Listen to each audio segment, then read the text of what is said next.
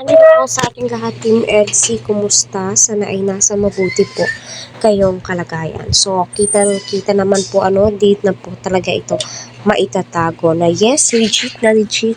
Nagpapalagayan na nga po ng loob itong si Edo at saka si Fiancé. Kita naman po natin sa kanilang dalawa, So, ang laki po talaga ng improvement ni Edo, no, sa totoo lang. I mean, ni Fiancé, correct me if I'm wrong. Pasensya na kung na-mistake po ako, So, yes, unang-una sa lahat, si Edu, malaki po yung improvement kasi di naman po siya ganyan dati.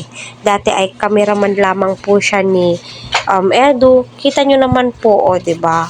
Mahiyain po yan si Edu. Pero tignan nyo, simula lang isinalang siya sa love team kay Sheena, magkapatid kay Rina, and then kay Ikay, and then kay Fiancé. Kita mo po talaga na yung improvement ni Edu napakasulit. Mapapawaw ka na lamang po talaga sa naging outcome.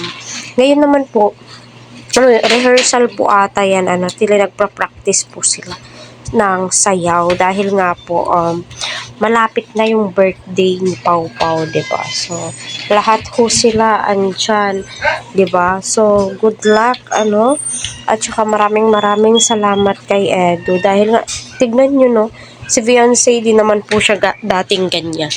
Napakamahiyain po niya. Kita niyo naman po, 'di ba? Ang laki po ng pinagbago niya. Game na game sa lahat. Pero andyan pa rin po yung shy type ni Fiancé, pero ginagawa po niya lahat ng paraan para magawa po niya ang kanyang trabaho para sa ganoon ay masiyahan, ma-entertain po tayo. Yan naman po talaga yung pinaka-importante sa lahat, 'di ba? Kaya, pagpatuloy po natin, huwag po natin skip ang kanilang ads. Sa totoo lang kasi, malaking tulong po yan.